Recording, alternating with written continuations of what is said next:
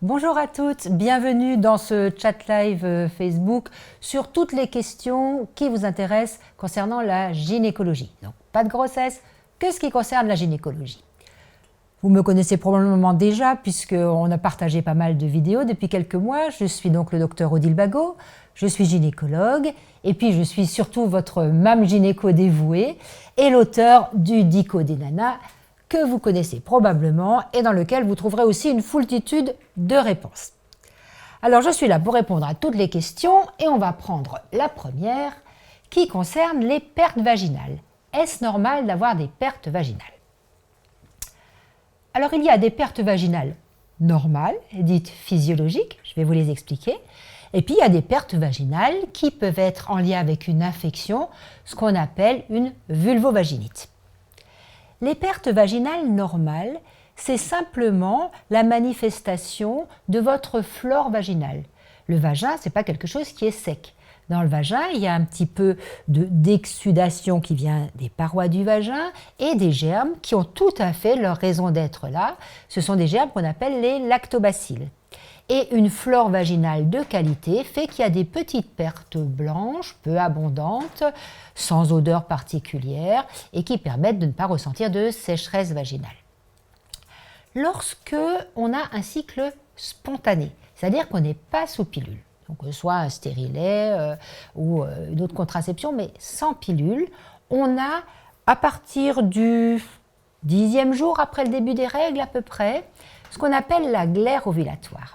La glaire ovulatoire, c'est quoi? Ce sont des pertes qui donnent une sensation de mouillé, qui sont glissantes quand on s'essuie, transparentes comme du blanc d'œuf, puis entre deux doigts, ça ferait comme des fils. Ça montre d'ailleurs que ça, c'est la période hyper fertile, donc si vous voulez faire un bébé, c'est là qu'il faut le faire. Si vous voulez pas de bébé, il faut faire 2 fois plus attention à ce moment-là. Donc, cette glaire ovulatoire, elle va être sécrétée pendant 3-4 jours, et du jour au lendemain, à partir du moment où l'ovulation est passée, eh bien, ces pertes n'auront plus le même aspect, elles seront plus aussi glissantes et mouillées, elles seront un peu plus sèches, elles seront collantes, elles seront relativement blanchâtres, ce jusque l'arrivée des règles, donc quelques jours après. Ça, ce sont les pertes physiologiques.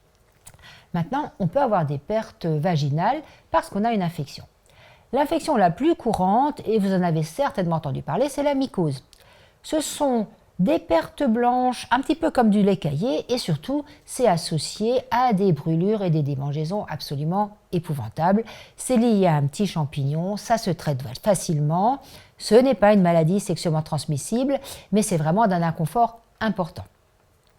L'autre infection vulvovaginale fréquente, et qu'on connaît un peu moins bien, c'est ce qu'on appelle la vaginose. Alors, qu'est-ce que c'est que la vaginose? La vaginose, c'est comme pour la mycose, un déséquilibre de votre flore vaginale, c'est toujours pas une maladie sexuellement transmissible.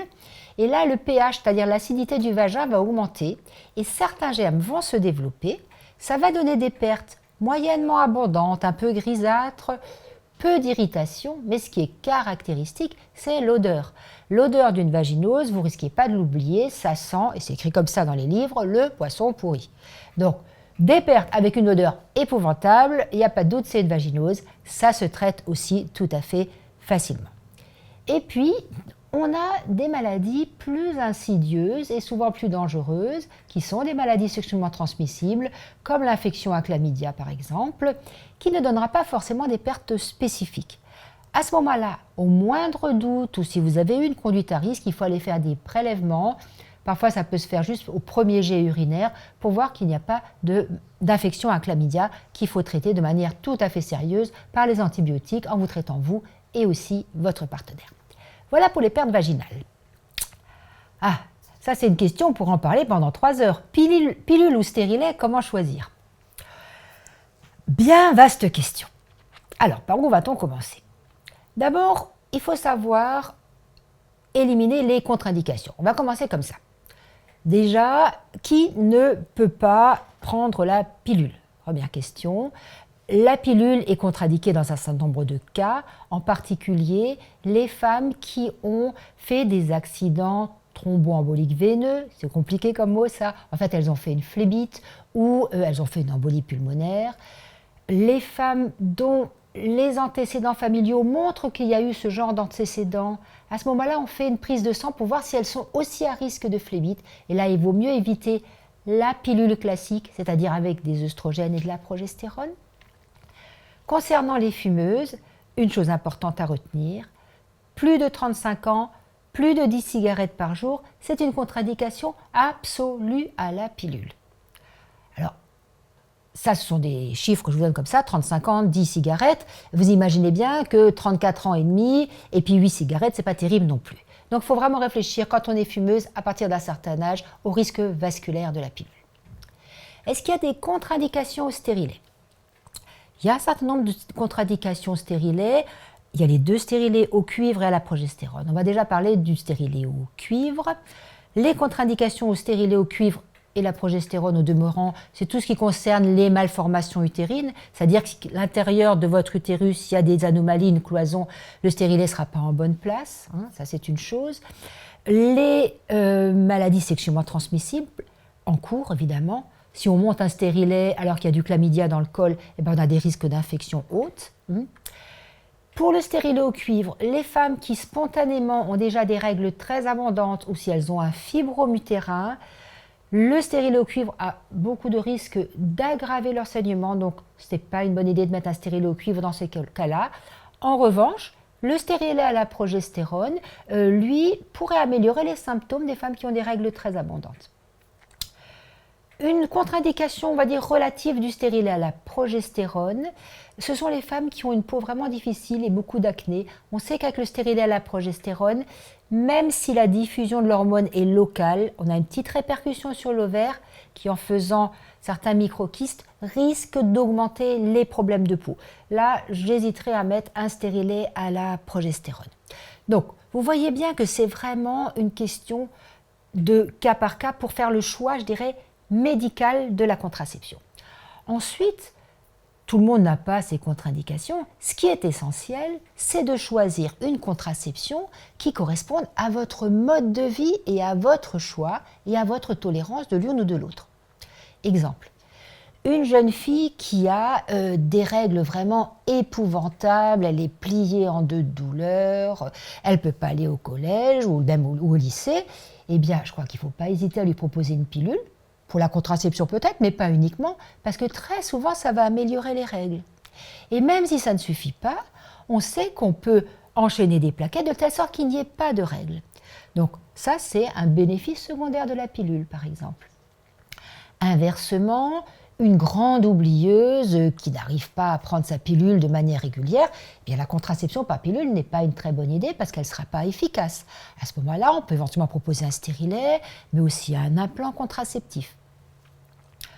On choisit donc une première contraception vraiment en discutant avec la patiente, en envisageant tous les éléments, qu'ils soient médicaux, qu'ils soient personnels, et ensuite, on commence sa contraception, puis on regarde comment on la tolère. Si ça ne se passe pas bien avec une contraception, eh bien on peut essayer autre chose. Alors il ne faut pas changer au bout de 3 semaines. Une pilule, on va dire, ça s'expérimente pendant 3 mois. Au départ, on peut avoir des petits saignements, des petits inconforts, et puis ensuite tout rentre dans l'ordre. De même, le temps qu'on s'adapte à son stérilet, ça peut être aussi un petit peu de temps. Donc vous voyez, il n'y a pas de réponse tranchée à cette question. Une question de gynécotypique et pas de contraception. J'ai un kyste à l'ovaire, est-ce que c'est grave? Alors, des kystes à l'ovaire, il y en a plein de sortes. Ce qu'on peut savoir d'abord, c'est que quand on ovule, hein, donc tous les mois, quand on n'a pas de pilule, qu'est-ce qui se passe sur l'ovaire? Eh bien, l'ovaire, il fait un kyste. Un kyste, c'est quoi? C'est une poche d'eau. L'ovaire fait un petit kyste de 2 cm à peu près qui va éclater. Et si ce petit kyste qui s'appelle donc le follicule ovulatoire n'éclate pas, eh bien, tous les mois, il peut devenir un petit peu plus gros et ça fera ce qu'on appelle un kyste fonctionnel.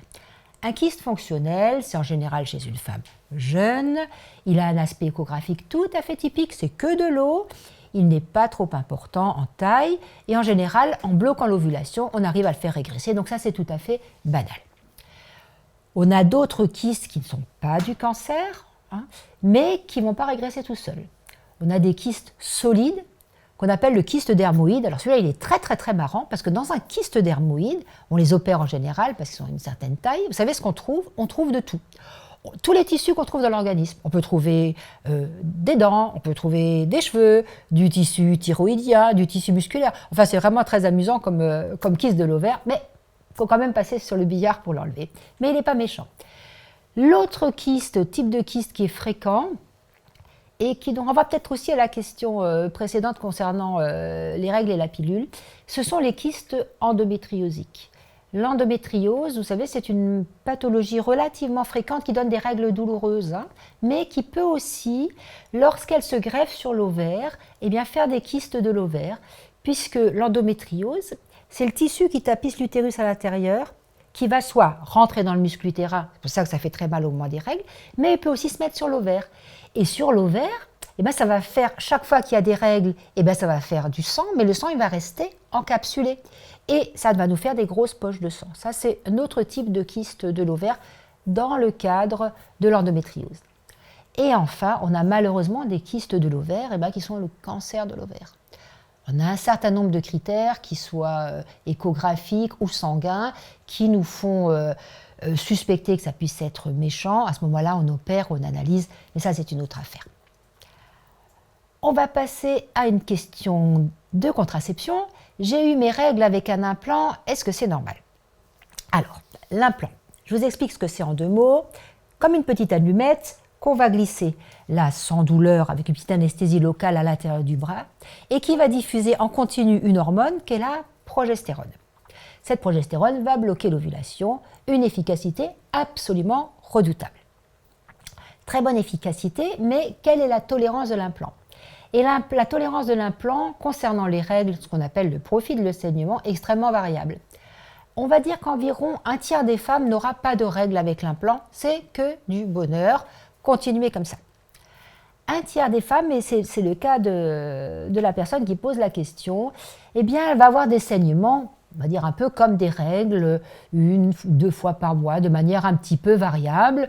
Ça peut être tous les mois, ensuite ça s'espace, ensuite ça revient. Ça n'enlève rien à l'efficacité de l'implant. Et pour ce qui est, je dirais, de la tolérance, chacune voit si elle peut continuer à avoir une vie quotidienne satisfaisante avec ça, ou si vraiment ça ne lui convient pas, il faudra changer de contraception. Ça concerne à peu près 1/3 des femmes. Et puis on a 1/3 des femmes avec l'implant qui saignent tout le temps. C'est une vraie galère et là on finit par enlever l'implant. Mais il ne faut pas être inquiet si on saigne un peu de temps à autre. La question suivante, les tampons peuvent-ils être dangereux? Alors ça, c'est une question qui revient aussi assez souvent. On va essayer de dédramatiser un peu cette histoire-là. Les tampons, vous en avez entendu parler parce que ça a été relativement médiatisé. Il est vrai que tout récemment, on nous signalait, en tout cas à nous professionnels, qu'il y a une petite recrudescence de ce qu'on appelle le choc toxique staphylococcique. Qu'est-ce que c'est que ce CTS? Je ne le redirai pas en entier parce que c'est difficile de ne pas avoir la langue qui fourche quand on le dit. Donc ce choc toxique, c'est effectivement favorisé par le port des tampons, mais pas exclusivement. Ça pourrait aussi arriver en moindre proportion avec une cup, voire avec des serviettes hygiéniques. C'est un germe, le staphylocoque, qu'on peut porter de manière tout à fait banale et sans risque, mais qui dans ce cas-là, quand le tampon est resté en place trop longtemps, eh bien, il va libérer ce qu'on appelle une toxine, donc une sorte de poison, qui va donner des symptômes graves chez la patiente, avec une fièvre importante, une chute de la tension, des malaises, éventuellement une diarrhée, et qui nécessite une prise en charge rapide dans un milieu spécialisé. Mais remettons quand même les choses à leur juste proportion. Si j'ai bien en tête, on a une enquête, je crois, 2013. En 2013, en France, on a eu à peu près une vingtaine de chocs toxiques. Donc vous imaginez 20 chocs toxiques sur des millions et des millions de tampons qui ont été portés par des femmes. Donc il ne faut pas vous effrayer au moindre petit risque, au moindre petit signe. Mais vraiment, au moment de vos règles, si vous avez une fièvre très forte, vraiment un malaise, des diarrhées et des douleurs, vous allez consulter rapidement. Voilà, donc remettez-le à sa juste valeur, sachez que ça existe, mais n'en faites pas une psychose quand même. Le stérilet doit-il être placé sous anesthésie? Pas du tout, il n'y a aucune raison de passer un stérilet sous anesthésie. Très très rare cas avec des anomalies du col. Non, la pose d'un stérilet doit se faire, je ne vous dis pas que c'est une partie de plaisir, d'accord, mais on peut le faire de manière tout à fait supportable si on prend déjà le temps de rassurer la patiente, hein, c'est déjà une première chose. Si on choisit plutôt la période des règles parce que le col est un peu ouvert, ou alors après un accouchement, le col reste ouvert un petit peu hein, pendant 2-3 mois, il est vrai que les femmes qui ont déjà accouché ont un col qui se laisse passer un peu plus facilement que pour une première pose de stérilet chez une jeune femme qui n'a jamais accouché. Mais les stérilets qu'on pose chez les nullipares, c'est-à-dire les femmes qui n'ont pas accouché, sont souvent suffisamment petits et fins pour qu'on puisse le poser. Ce qu'il faut savoir, c'est vrai que c'est un petit moment à passer, mauvais moment à passer, mais c'est vraiment un petit moment. Ça ne dure pas longtemps du tout, le temps de poser un stérilet. Donc il ne faut pas que cette crainte vous empêche de faire ce choix si c'est cette contraception dont vous avez besoin ou envie. Comment soulager les troubles de la ménopause? Alors, on passe dans un autre registre. Alors, quels troubles de la ménopause d'abord? Les troubles les plus gênants de la ménopause, je dirais, sont 2 ordres. Il y a la question des bouffées de chaleur. Les bouffées de chaleur, eh bien, tout d'un coup, vous savez ce que c'est, tout d'un coup, on a chaud, on se met peut-être à avoir des suées aussi, c'est très pénible. On ne devient pas forcément rouge comme une tomate, même si on a l'impression que tout l'entourage le voit. Et puis, ça dure quelques secondes et ça disparaît. Et ça peut revenir de manière assez régulière, assez fréquent la nuit et très désagréable parce que ça va vous empêcher de dormir, cette affaire. L'autre trouble de la ménopause dont se plaignent souvent les femmes, c'est un peu plus tard, c'est les problèmes par rapport à la sécheresse vaginale. Il est vrai que la muqueuse vaginale eh bien, a besoin d'œstrogène pour rester humide, souple, etc. Et quand il n'y a plus d'œstrogène, ce qui est caractéristique de la ménopause, cette sécheresse vaginale a tendance à devenir plus sèche. Donc la sécheresse vaginale, la muqueuse vaginale a tendance à devenir plus sèche. Qu'est-ce qu'on peut faire contre ces troubles? Dans un premier temps, avant que la ménopause soit complète, la ménopause complète, c'est 1 an sans règles, où là, si on veut, on pourra donner un traitement hormonal, mais avant cette période-là, ou si vous ne souhaitez pas de traitement hormonal, on a pas mal de petits moyens qu'on peut proposer. Pour les bouffées de chaleur et les autres troubles, il y a ce qu'on appelle les phytoœstrogènes, c'est-à-dire les produits naturels ou végétaux qui contiennent des éléments qui font comme les œstrogènes. C'est des œstrogènes-like. Celui qu'on connaît le mieux, c'est le soja, par exemple. Ça peut atténuer un peu les symptômes, mais sachant que ça agit comme les œstrogènes, il y a aussi des contre-indications, ceux des œstrogènes, en particulier concernant le cancer du sein. C'est discuté pour le cancer du sein, mais la précaution veut qu'en cas d'antécédent de cancer du sein, on ne prenne pas non plus de phytoœstrogènes. Pour ce qui est de la sécheresse vaginale, dans un premier temps, on peut parfois mettre des ovules à base d'œstrogène ou au moins utiliser un lubrifiant au moment des rapports. Une fois que la ménopause est installée, si vraiment, malgré tous ces petits moyens, on peut aussi utiliser pour les bouffées de chaleur de l'homéopathie, par exemple. L'Achésis en 9CH, ça marche pas mal effectivement contre les bouffées de chaleur. 2-3 petites granules dès qu'on ressent une bouffée de chaleur. Donc si les petits moyens ne suffisent pas, si vous n'avez pas de contre-indication au traitement hormonal de la ménopause, eh bien ce traitement hormonal de substitution, comme son nom l'indique, va se substituer aux œstrogènes et donc les troubles de la ménopause liés à la carence œstrogène vont disparaître. On ne va pas parler de manière trop étendue du traitement hormonal de la ménopause. Je crois que vous aurez à l'occasion une vidéo sur ce sujet-là. Il y a des contre-indications, il y a des bénéfices, il y a des effets secondaires. C'est une autre histoire. On est toujours dans la ménopause. Est-ce que la ménopause précoce est héréditaire? Probablement pas. C'est pas très fréquent quand même. Une vraie ménopause précoce, en définition, c'est une ménopause avant l'âge de 40 ans. C'est quand même très très rare. Très rare. Maintenant, l'âge moyen de la ménopause est de 52 ans, c'est vrai, mais il peut arriver que des femmes soient déjà ménopausées aux alentours de 45-48 ans. Mais je vous rappelle bien la définition de la ménopause, c'est 1 an complet sans règles. Il ne faut pas parler de ménopause quand les choses commencent à se détraquer un petit peu. Une ménopause précoce, une vraie ménopause précoce, donc avant 40 ans, il est impératif de la traiter parce que sinon on a des risques en particulier vasculaires et de vieillissement prématuré qui sont importants. Qu'est-ce qu'un syndrome intermenstruel? Ah, ça je ne sais pas, ça n'existe pas, syndrome intermenstruel. On a le syndrome prémenstruel, c'est-à-dire les différents signes qu'on peut avoir dans les jours qui précèdent les règles. Le syndrome prémenstruel, ça se manifeste souvent par des tensions au niveau des seins, des douleurs au niveau des seins. Ça peut se manifester par un gonflement, par une rétention d'eau, par une prise de poids et aussi par des troubles psychiques, une mauvaise humeur, de l'agressivité. Donc le syndrome prémenstruel, c'est quelque chose qui existe effectivement, où on peut proposer des traitements. Il y a des traitements à base de phytothérapie, de plantes, et il y a aussi des traitements hormonaux si nécessaire, essentiellement en faisant appel à la progestérone. Et on a même une progestérone dite biosimilaire, c'est-à-dire qui est exactement comme la progestérone que vous devriez sécréter, qu'on peut vous proposer dans ce cas-là.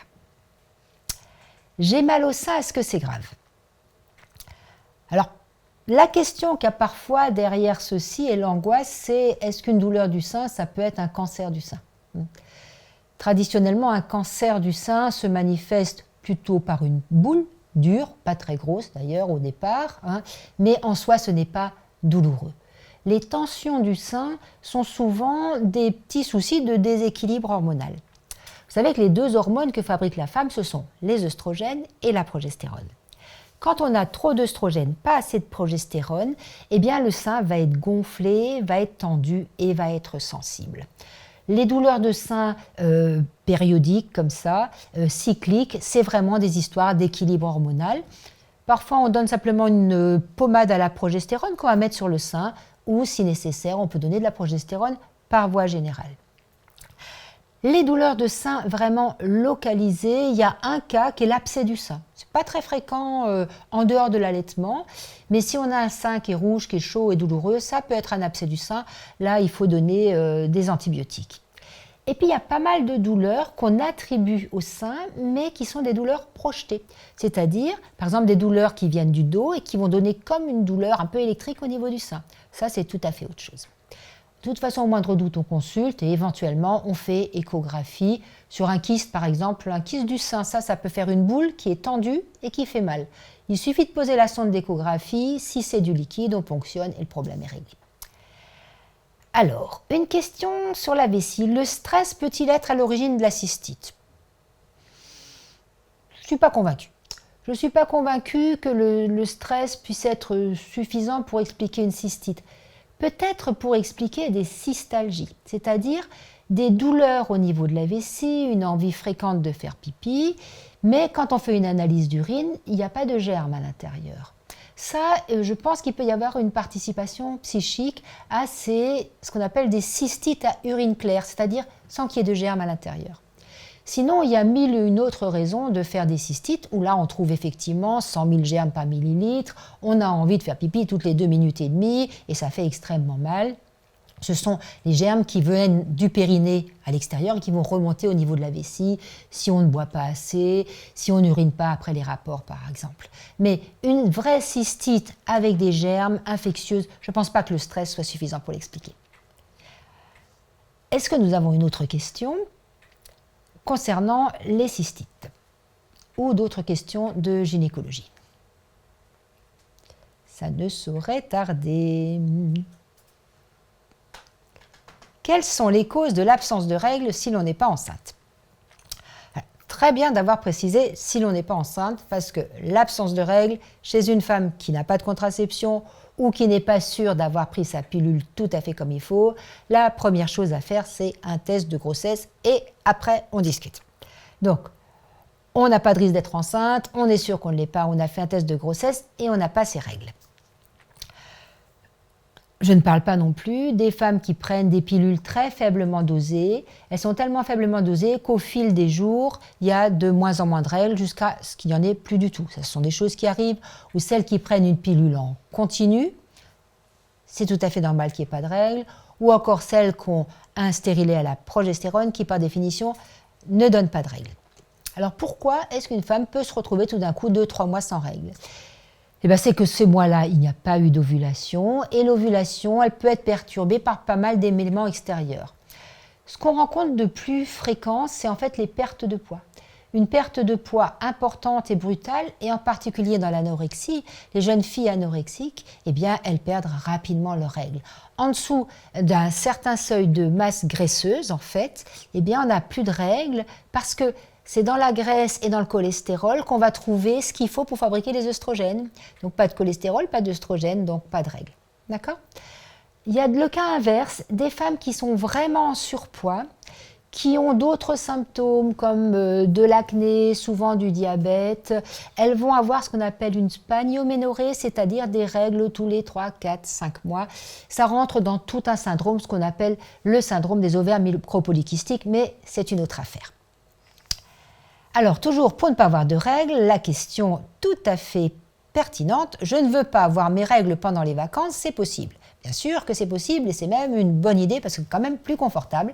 Mais pour ça, il faut soit être sous pilule et ne pas arrêter sa pilule, c'est-à-dire enchaîner les plaquettes, soit les voyageuses, par exemple, quand elles partent dans des pays où elles ne savent pas très bien comment elles feraient avec leurs règles, on les met sous progestatif, parce qu'elles vont faire un voyage, donc on évite un peu la pilule, qu'elles vont prendre en continu. Mais il ne faut pas venir la veille du voyage. Il faut déjà commencer ce progestatif ou cette pilule éventuellement aux règles qui vont précéder celles que vous ne voulez pas avoir. Une fois que le cycle est lancé, c'est trop tard. Donc c'est tout à fait possible. Dans le cas plus fréquent, c'est de ne pas arrêter sa pilule entre deux plaquettes et puis comme ça, vous n'aurez pas vos règles pendant les vacances. Quelles sont les causes des mycoses vaginales ?